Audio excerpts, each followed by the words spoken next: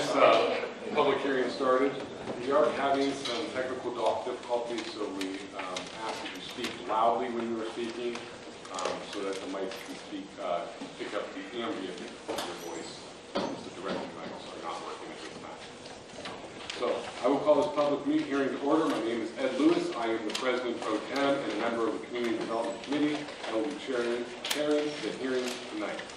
The subject of this public hearing is resolution number 42023, which is a resolution approving the decision of the Massillon Board of Zoning Appeals in the variance case number 2023-2. During a special meeting of the Massillon Board of Zoning Appeals on February 23, 2023, the appeal in variance case number 2023-2 was denied and upheld the cease and desist order issued by the zoning official on November 16, 2022. Approving the transcript containing a report of all evidence admitted or proffered by Huth Ready Mix and Supply Company and considered by the Massillon Board of Zoning Appeals in rendering its decision in case number 2023-2 and adopting conclusions of the fact supporting the final decision and denying the appeal in case number 2023-2. This is an opportunity for the public to make their opinion known on the issue. It is not a dialogue or a question and answer session. Make sure you understand that if you do choose to speak, you may be asked to be sworn in before being able to speak. The chairman may use her or his discretion in asking a city official for clarification on any issues. For the record, we have the following council members in attendance. Kramer. Present. Gregg. Present. Howard Smith. Present. Kern Kane. Here. Lewis. Present. Lombardi. Sloops. Here. Sneed. Here. And Viola. Here. Roll call of 8 present.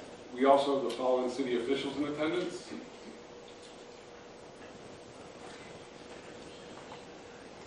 Law Director Justin Richard. Present. Assistant Law Director Edmund Mack. Present. Economic Development Director David Maley. Present. Is there anyone from the administration I might have missed? That's it, President Pro Tem. All right. At this point, I will call upon Assistant Law Director Edmund Mack to present and explain to council the 4 exhibits that were brought forward at an earlier time. Thank you, President Pro Tem. Council members, we've marked as hearing exhibits 1 through 4, just for purposes of the record. You've all been previously provided copies. Exhibit 1 is the notice of the written decision from the BZA that was provided to the appellant in this case. Exhibit 2 is the notice of tonight's hearing that was provided to council for the appellant. Exhibit 3 is the written argument that was distributed to each member of council earlier today that was provided by the appellant.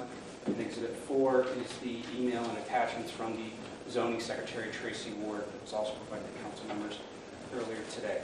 And with President Pro Tem's permission, I'd like to swear in any person who would like to give testimony for or against this appeal. Absolutely.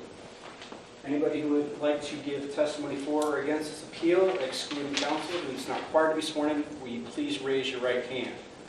You swear or affirm the testimony you're going to provide this evening is the whole truth and nothing but the truth, so help you God? I do. Let the record reflect that everyone said, I do. Thank you, President Pro Tem. Thank you. At this point, we will give anyone who wants to speak an opportunity to do so. We ask that you come to the microphone, state your name and address, and then make any comments you'd like to. Is there anyone who would like to speak in favor of the denial of case number 2023-2?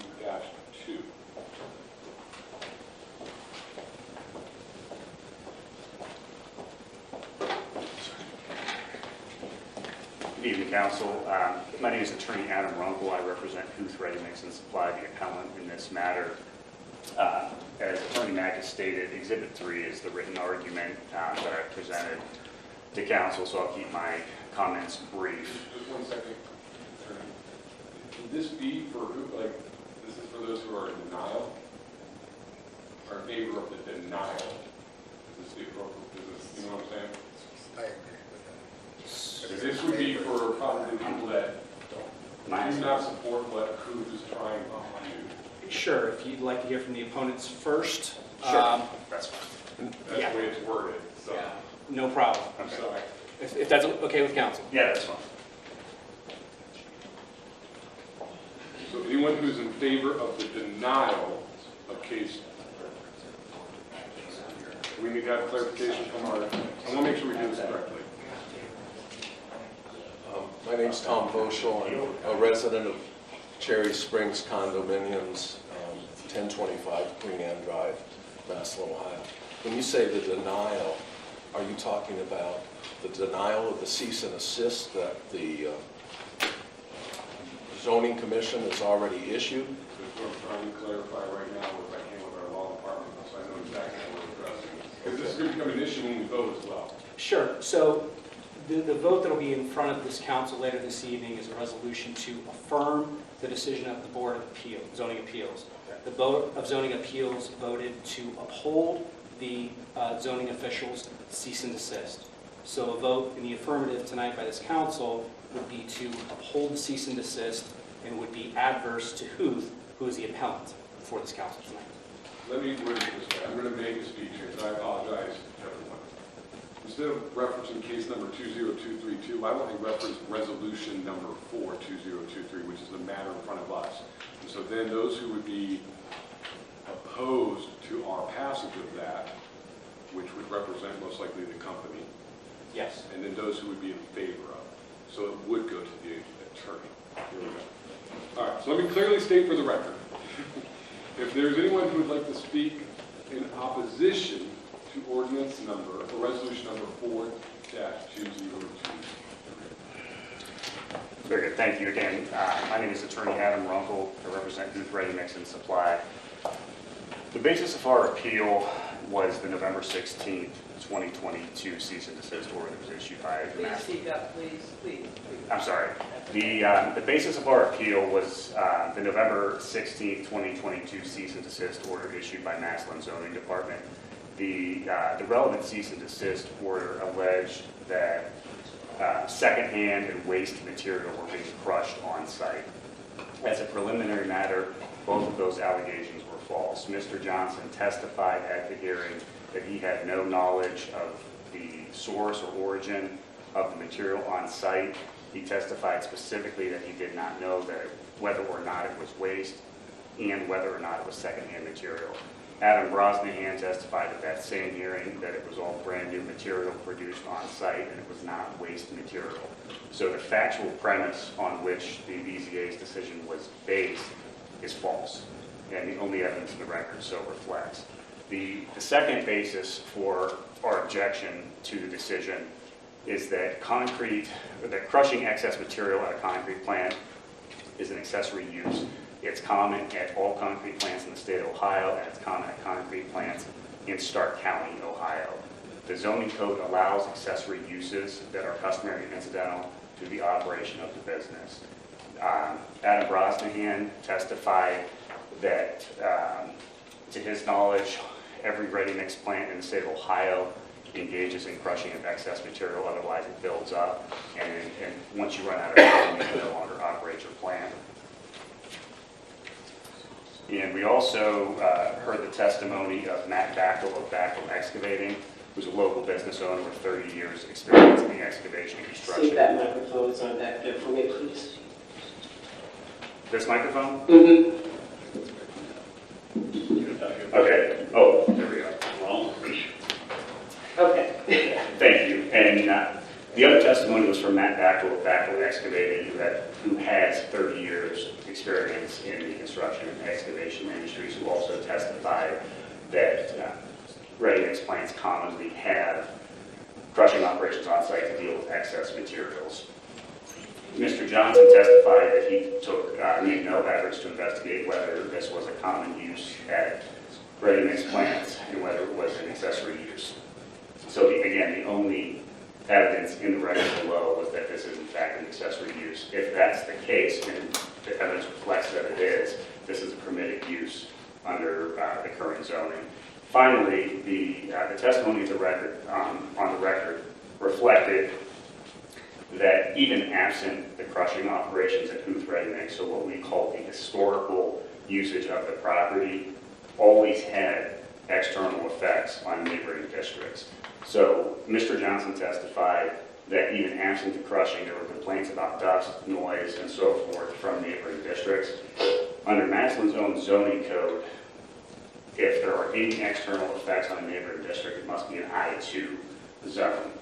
At the time that this property was grandfathered in to the zoning code, it had external effects, so the decision to classify it as an I1 versus an I2 district was erroneous. It's, no matter whether it's present or not, it always has external effects on districts. So because it's prior non-conforming use classifies it as an I2 operation, it should have been grandfathered in as an I2 zoning district, not an I1, which again would allow the operation to continue.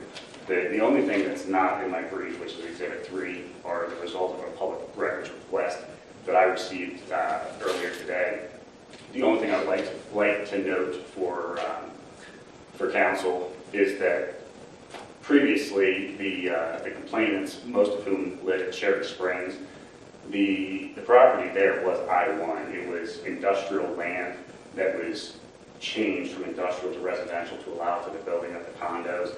And I reviewed some of the records that I had time to, and at the hearing of the rezoning from industrial to residential, it was raised about whether the residents would, of this new residential land, would then complain about noise and disruption from the existing industrial zone property, and that's the case that we have here today. The city approved the rezoning from industrial to residential. The folks that live at Cherry Springs bought previously zoned industrial property, knowing there was a Huth ready mix plant existing right next door, and now they're here 15 years later complaining about noise and dust. So for those reasons, we ask the council overturn the decision of the Board of Zoning Appeals.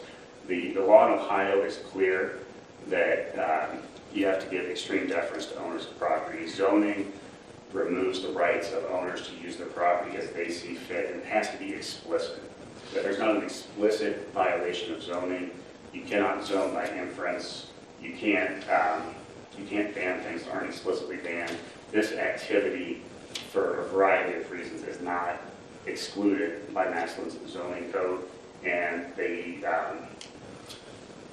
you can't read into the law. You have to apply it as written, and as written, Huth ready mix is not violating the zoning code, and we ask that council overturn the decision of the BZA. Thank you. Thank you. Is there anyone else that would like to speak in opposition of resolution number 4-2023? Seeing no one else who wants to speak in opposition, I will ask anyone who would like to speak in favor of resolution number 4-2023. Please come forward. Sir, you've already been sworn in. Just to let you know, just as before during the BZA, there may be an opportunity for counsel to cross-examine you after your testimony. Okay, let me get down to this microphone. My name's Tom Boschel, and I live in Cherry Springs. My uncle, Jim Johnson, was on the zoning commission in the city of Massillon years ago, and he knew that I was looking to buy a second home in Massillon. And he called me one day and said, "Hey Tom, we just passed a new community going in off of Cherry Road."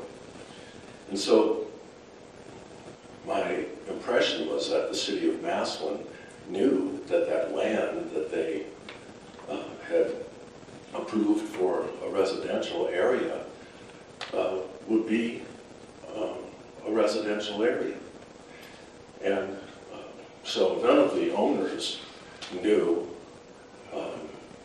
the history of that. The purchaser, the developer, the original developer, of course, knew what the land had been used for before.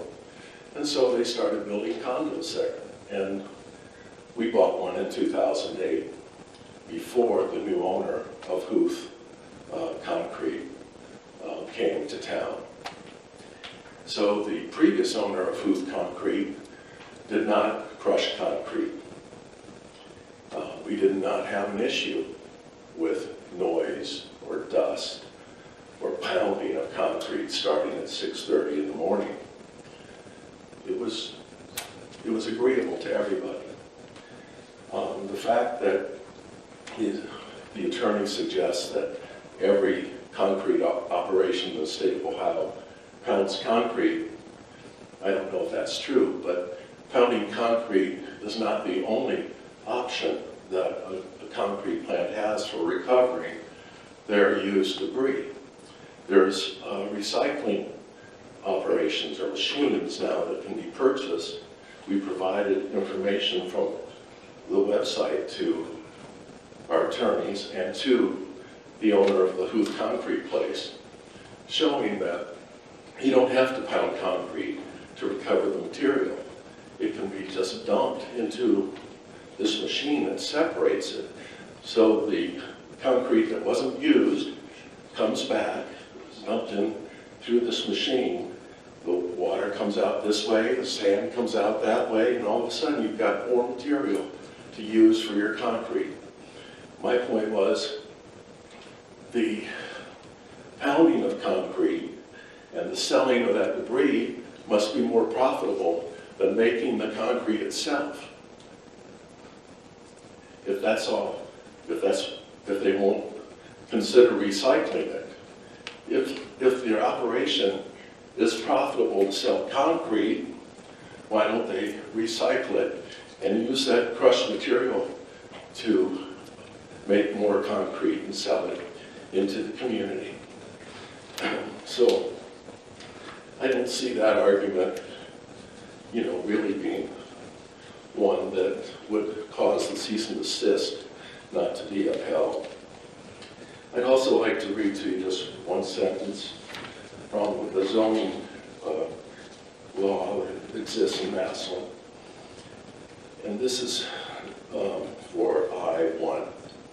It says, the intent is to promote manufacturing development which is free from danger of fire, explosions, toxic and noxious matter, radiation, and other hazards, and from offensive noise, vibration, smoke, odor, and other objectionable influences. So I believe that it's pretty clear that the cease and desist should be upheld.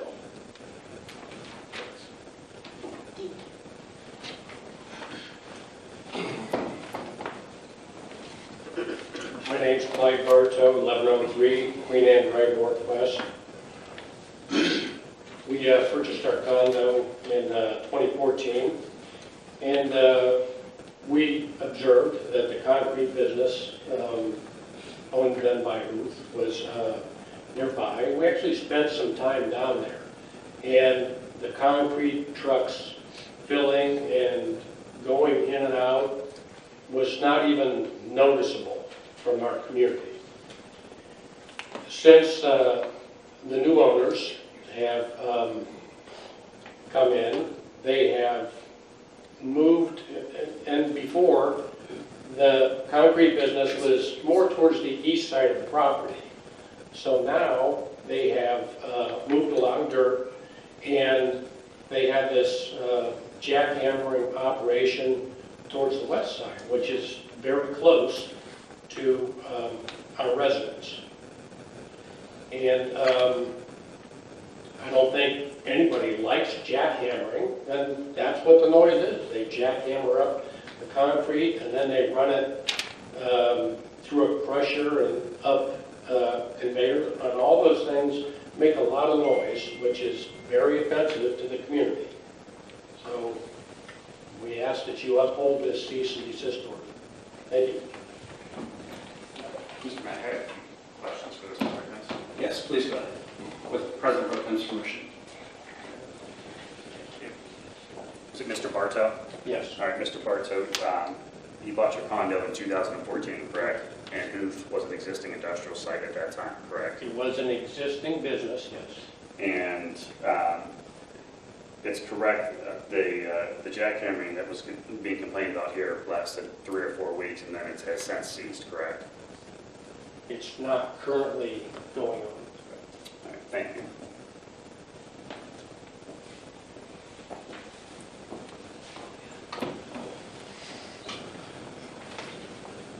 My name is Gary Oskerwick. I live at 1035 Queen Anne. And We just bought this condo in May. And it's not only the dust and the jackhammering that bothers us the most.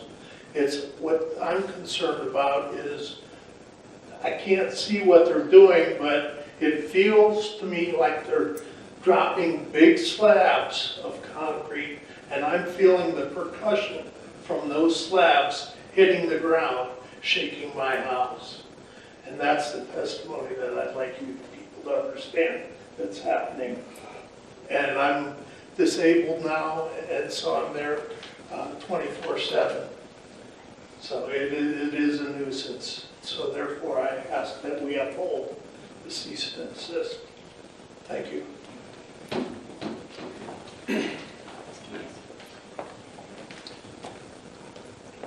And Mr. Osterwick? Osterwick, yes. Mr. Osterwick, Huth Ready Mix was in existence at the time you They bought your were, condo, yes, right? this is correct. It was in May. So you, Is when I bought the condo.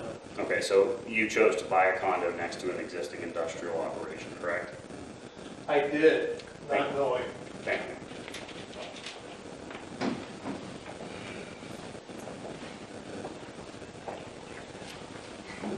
Sorry, I'm nervous. My name is Cindy Breesaw. I live at 1045 Queen Anne Drive. And first, thank you so much, you guys, for being here listening to us. Okay, in 2018, I lived in Canton for 30 years, and one of the noisiest parts on the planet. And my husband, at 43 years, knew that he needed to get me out of here. So we started looking at surrounding places, and we found Cherry Springs. The first, that was in 2018.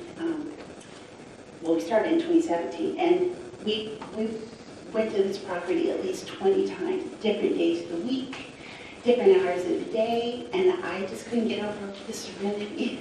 So it means so much to me to get away from that, to hear a thunderstorm, to not hear traffic and noise. It was just a blessing. And when they started this, I still work from home. It was so loud and so vibration that some of my pictures while I'm working would just wobble off the desk.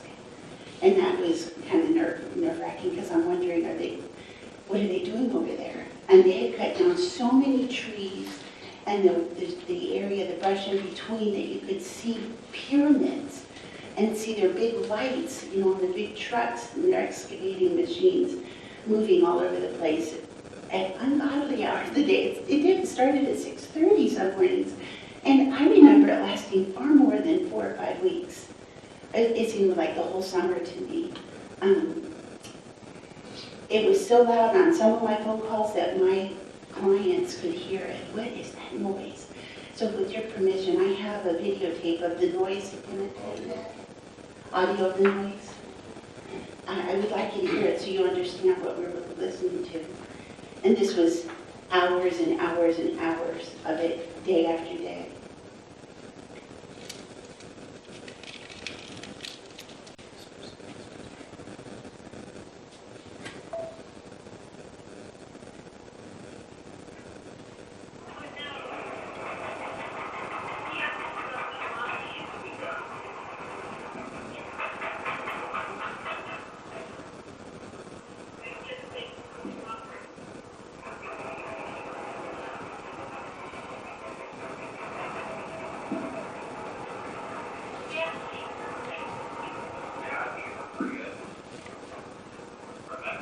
So that's just outside our door, literally. I also have, there's 2 members of our board that couldn't be here tonight. One's brother-in-law passed away yesterday. She was going to be here, and then our president had a doctor's appointment. It was unavoidable. She could not change. And she sent me an email, which it's got her letterhead on it and everything. Can I read her email, please? This is from Jackie Baker. She lives at, I think it's 1147 Queen Anne Drive. Dear Cindy, if allowed, please read this at the town hall meeting. I chose Cherry Springs Condo Association because of the beauty of the location and knew that Huth was in an I-1 zone light industrial area. I'm frustrated about Huth pounding sand congregate into aggregate and gravel. This noise is deafening. Homes shake and animals run like their life depends on it. I am angry that our property line was mowed down, trees, bushes, and plantings ravaged, so now there is no buffer between properties. How does doing that protect and preserve the value of the land? This is an I-1 light industrial district, and Massillon must abide by that.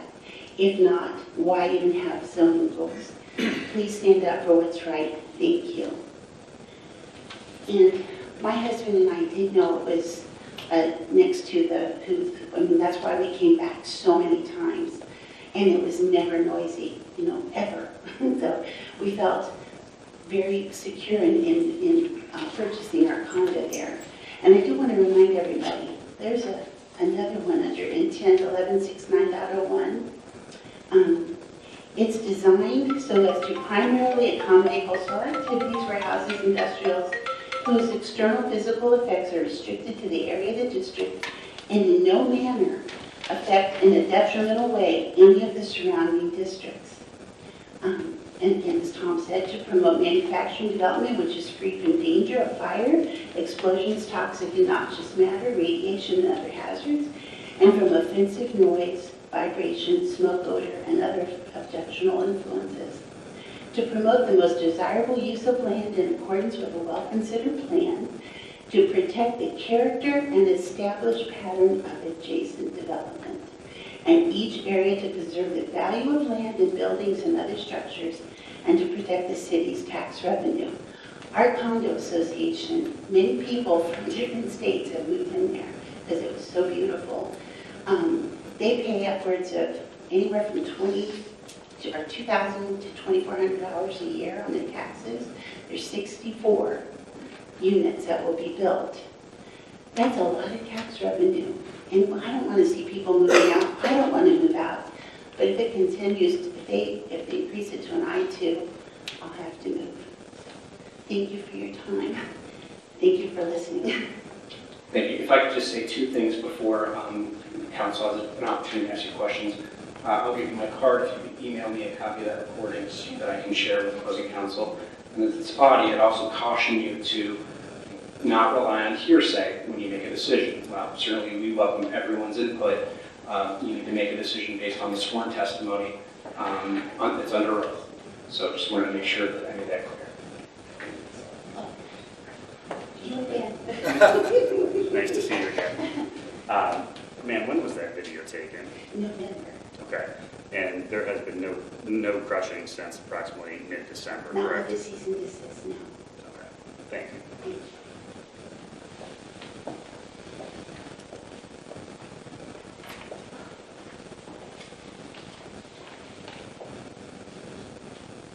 Anyone else would like to speak in favor of resolution number 4-2023? Yes, my name is Sam Dow, 835 Cherry Road Northwest. I'm the adjacent property owner to this, and I have to wake up every morning for the last 2 years and look at that mess. It's not so much the zoning. It's people, it's a nuisance. I mean, I don't think, hopefully this would never go on anywhere else that I would know of. Here's a petition that I handed this city council not less than, 6 months ago when I was down here along with Mr. Voschel. This is the second cease and desist. They never appealed the first one. Now we're on the second one. Why anybody would think that this belongs in the middle of a residential or small business is beyond me. I spent 47 years on Cherry Road in the glass business, and in 47 years, I was Huth's original owner's neighbor. I did work for the Huth family, and never did I even know that was going on. We could open our back door through every season, weather permitting. Now, I can't even go sit on my deck that I built 10 years ago because of the noise. It's the noise, the dust, it's the dirt. This is a nuisance problem. This is beyond, it's a health problem. I won't compare this to East Palestine, but dirt is just as bad as chemicals to a certain degree to people's health. And to be honest with you, I don't think this should belong in anybody's neighborhood, and I don't understand why we're sitting in here discussing something that's now 2 years old and nothing has been done about it. I think it's a travesty, a shame. Do we have to drag all of us down here at our age to defend our existence in the city that should have been defending our rights over 2 years ago. And I just hope that you really take into consideration, if the zoning board of appeals feels that they are out of their jurisdiction as far, and they're beyond the property and the zones that they were intended to be doing their manufacturing, and hopefully that you will uphold the zoning board of appeals and deny this man any more time of doing what he's doing. I mean, it's a shame that we're down here doing this. Thank you. Mr. Dodd, you testified that you have lived at your home for 47 years. I really haven't lived here. It was my business for 47 years. And Huth was there before you, correct? Yes. Okay. So when you say it's a nuisance in a residential neighborhood, is it fair to say that the residential neighborhood came to Huth? They didn't open up in the middle of a residential neighborhood, right? I don't understand the question. So Huth was there first, right? Yes, Huth was there, yes. Before your Yes, business? but the homes were there long before Huth got there. Remember that. It's a residential area. Those are all older homes. I'm asking about you. Huth was there He before was you, before correct? me, yeah. And Huth was there before Cherry Springs, right? Huth was there before Cherry Springs, yes. Okay. And you testified at the zoning hearing that you actually reside in a property that's zoned as B2, correct? You're not? I'm B3. You're in I'm B3? in B3. So you don't even live in a residential zone district? I live with my girlfriend. Okay. Thank you.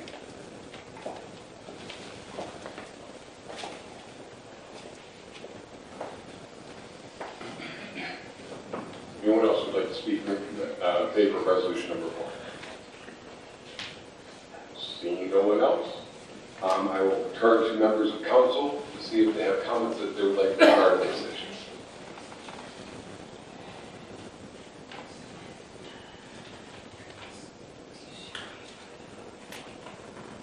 Mr. Smee? Thank you, Mr. Lewis. Am I permitted to ask council a question?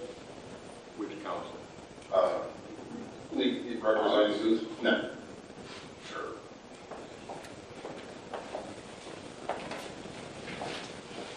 Just a quick question. When Cherry Springs got the residential zoning, did Huth ever appeal that zoning when it was approved by the city? My claim, I didn't represent Huth at that time, so I don't believe so, but I don't know for sure. Okay. Is there anybody from the administration that can answer that?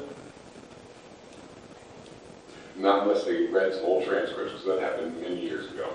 So in the transcripts that I reviewed, it appeared that some of the BZA members at the time were worried about the residents of the new residential zone districts, then complaining about the noise, which is what happened. But generally speaking, businesses don't complain about residences as a rule. Usually residences complaining about the businesses. Right. Okay. So the answer is, I do not believe who's appealed it now. Thank you. I have a follow-up question, if that's okay? Sure. So, this is we keep hearing that this is not the original owner now. When was this purchased? So Huth Ready Mix and Supply Company as a corporation was the original owner and is still the original owner. It was acquired by Adam Brosnan, and he acquired the ownership of the company in February 5th, 2016. February 5th of 2016 is when he acquired ownership of Huth Ready Mix. And at that time, was your client aware of the Industrial 1 zoning? The zoning, well, the property pre-existed the zoning code, so it had a prior non-conforming use. It was assigned as I-1 by the city, which we believe to be incorrect, because even at that time, the external effects of the district, or the external effects of Huth's operations went into the neighboring district, so it should have never been I-1. When was it given the I-1? Prior to his purchase? That it was given the I-1, it was designated as I-1, I believe in the early 90s. But that, again, it was... According to this, 40s. In the 40s, it was given the I-1. I'm just asking Yeah. if at the time of purchase, it was an I-1. He purchased the property yes. as an I-1. Well, he purchased the property with prior non-conforming use. The city later assigned I-1 prior non-conforming use. All right. Thank you. Any other members of council have any comments? Ms. Greenman? I'd like to know if anyone from administration or when we were hearing that prior to this owner crushing the concrete, that there were complaints prior to this owner. Do we know the number of complaints with noise or dust from the original owner? The zoning official was asked that question during the BZA hearing, and his testimony's been circulated, but I defer to you to your own reading on that. My recollection was that the zoning official said that there were complaints that had been received, but the volume increased with the the use that's in front of this council right now. Yeah, so I asked Mr. Johnson that question because under the reading of the I-1, the property cannot be I-1 if there's external effects on neighboring districts for this very reason, that it disturbs other neighboring districts. And there are some different complaints, but even before the crushing ever occurred, Mr. Johnson testified that there were external effects on neighboring districts, dust, noise. I believe there were some water complaints with the EPA, all of which were resolved directly with the agency that was investigating those. But the point is that even when the crushing is not occurring, a concrete plant has external effects on neighboring districts. It should not have been an I-1 from the beginning. It should have been an I-2. And I'd also point out Mr. Johnson's testimony from the prior hearing that today, if you want to open a concrete plant in Massillon, it's got to be in an I-2 district. So for whatever reason, Massillon chose to call this an I-1 district, and our position is that it should never have been that because of this reason. Thank you. The other members of council have comments for council? Thank you. Ms. Smith? So as far as the complaints, as long as they're not doing the other one, you're saying there's no complaints currently? As far as they're not crushing, Yeah. no, there's complaints. There have been complaints about noise, dust, and several other complaints, even before the crushing had ever occurred, and when the crushing is not occurring, there have been complaints about effects on on neighboring districts.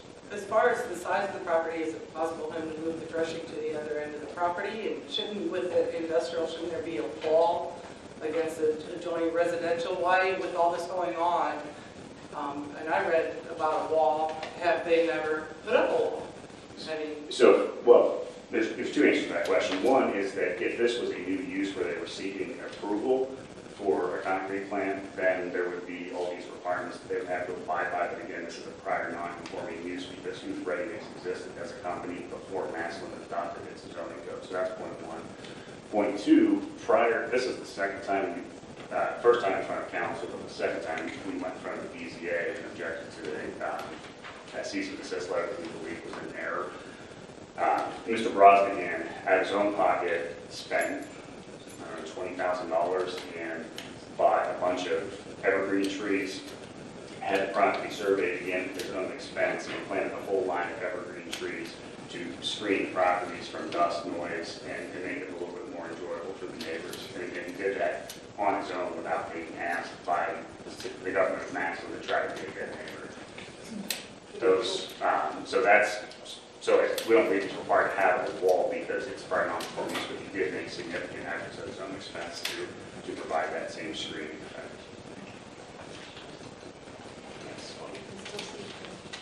Thank you. I have a question for Attorney Richard or Attorney Mack, please. I want to get clarification. The zoning that we are using for that property was developed in the 40s, possibly? So when the original zoning went into effect, and what the status of the operations were of Huth at that time, we don't have records in the city. We've gone back as far as we can, and in the record, as for the BZA, that at least as of the 50s, 60s, it was zoned light industrial I-1. So that's as far back as we can go. We don't know precisely when that zoning designation went into place or what was occurring there at the facility at that time. So that is the evidence. Do any of our records show as being alluded to a light industrial non-conforming designation? So there is no record of any designation by the city that it is in fact a non-conforming use under NI 1, regardless of what the particular use is. There's not been any enforcement from the zoning officials prior to this crushing to restrict the ready-mix activities under the I-1 designation. That is in the record, but in terms of an acknowledgement or permit, non-conforming use permit being issued by the city Massillon's own official, regardless of what's happening there, it's not occurred. Thank you. I think for me, as I'm looking at this for members of the council, I do find some of the struggle there because while on the one hand, Huth ready mix has been in our community for decades and for the most part has been a big partner, from what I can tell. But I do also understand where the residents of Cherry Springs come from as far as the noise concerns. This is somewhat anecdotal, so I'm sure the attorneys in the back of the room will not like it. But growing up on the near west side, I often spent my summers in Bottoms Park. And if you know this area, Bottoms Park is just on the other side. And not that I would be ever admitting to anything, but we may have went over to where Cherry Springs was when it was a sand and gravel plant that was out of commission, and we would play over there. So yes, it was industrial use. However, I do not have a single memory in the 40-some years of ever hearing a single noise come from Huth Ready Mix. And that's, I think, where they're coming from. However, I do have a memory of when the first cease and desist, I'm a mile away by Walker Park, and I could hear it at my house, the jackhammering and pounding from a mile away. So I can only imagine what the residents that live in a hole right next door were undergoing. So again, I said it's anecdotal, but 40-some years of nothing, and all of a sudden I could hear it a mile away. My other concern that I also have is that I have tried to do a little bit of research on the impacts of all this. And one thing that if we ever get a chance in research or whatever, is I am concerned about dust. I was reading an article earlier today in which it referenced that grinding of concrete inside large buildings where they're doing the cuts, the salt cuts to keep it from cracking. Many places are now requiring that you use vacuums to keep the dust from flying up in the air because of its harmful effects it could have. So that is also a concern to the residents who are right next door if we're going to be crushing stuff in open air and letting it land where it may. So, any other members of council or Mr. Violan, would you have any thoughts since this is in your board? Thank you, Mr. Lewis. I actually just had a question for Attorney Runkle, and I don't know if he knows this particular answer. Has it always been profitable to repurpose this, I guess we won't say waste, but use concrete or unused concrete, like when it was zoned I-1? Do we know, was that a common practice for the concrete business, or did it recently become a profitable thing to repurpose this? So the industry-wide practice is to turn excess concrete into aggregate. So this testimony was in the BZA hearing, but when concrete is mixed, they put the cement, the aggregate, and water in the truck. It spins it up. They go deliver to a job site. The trucks almost always come back with fresh virgin material in them. You have to get it out of the truck or it hardens and it ruins the truck.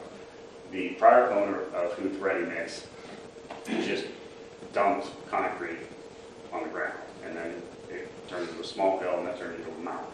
So the old owner didn't do anything with his excess concrete that was produced on site. It wasn't necessary. He just let it turn into a mountain, which eventually would take over the entire property. The common practice in the industry is to crush the concrete and use it as material, and it is valuable material because it's virgin material. So if you take construction debris from bridges or parking lots or homes or things like that, it has rebar in it, it has wiring, it has plumbing, in the cases of parking decks and roads, it has oil and things like that, it has contaminants in it, it can't be used for a lot of applications. This material, since it's never been used, it creates a valuable aggregate that can be purchased by businesses for construction activities. And the testimony below was that a number of Massillon businesses actually purchased it. It's been used in Massillon city projects as road base and things like that. So the pounding, the major pounding that you referenced earlier was breaking up the old mountain. The excavators were much bigger, the equipment was a lot heavier because there had been 60 years of concrete on that mountain. What's happening now is that when the trucks come back, they pour pancakes on the ground. If they let them harden, they break them up a little bit and push them to the side. And every couple years, it really depends. If Mr. Brosnahan were to process his excess concrete, it could happen once a year for a week. If he waits 2 years, it's going to take 2 weeks. 3 years, it's 3 weeks, so on and so forth. The material's got to be processed, otherwise it's going to build up into another mountain. I guess the answer to the question is, it's always been profitable to produce aggregate from this material, but for whatever, and I don't know, I do not represent the old owner of Huth Ready Mix. He chose to make a mountain instead of processing the material and selling it like the other ready mix plants in the county do. Okay, so with that being said, are you aware, did any other concrete manufacturers create a mountain? I guess you didn't really answer the question. You're saying it's valuable now and that's industry practice now. Are you aware of other manufacturers that have made a mountain in the past because it just wasn't worth it to break up the concrete then? Is this a newer thing we're looking at to where this concrete has more value than it used to due to the economy, supply chains? I can't speak to the values of the aggregate, but from the ready mix plants that I reviewed to see if this was an ancillary use, they did not appear to have concrete mountains, and they had crushing operations on site, so they didn't need to have one. So we don't know about 1940? In 1940, they did not know. Okay. All right, that's all the questions I have first. Thank you, Mr. Lewis. Attorney Runkle, you mentioned that the prior owner left a mound or mountain of concrete. Has that been broken up? Yes. So moving from this point on, like how much, I can see if there was a huge pile of concrete that was taken care of, what would be the ongoing, if the cease and desist weren't in effect and Mr. Brosnahan continues to do this, how, I can see the mound being a one-time project. How much on an annual basis do you think, in terms of weeks per year, it would take to process what is now coming back to the site? So I would say it would probably be, if it's done annually, it would be probably a week. I'd say by the time, the equipment's mobilized in, set up, everything's processed, the equipment's moved out, 4 weeks tops. I mean, you might crush, if you're going to crush annually, you're probably going to crush for maybe 7 working days. We'll need you to come to the microphone to be on the record, please.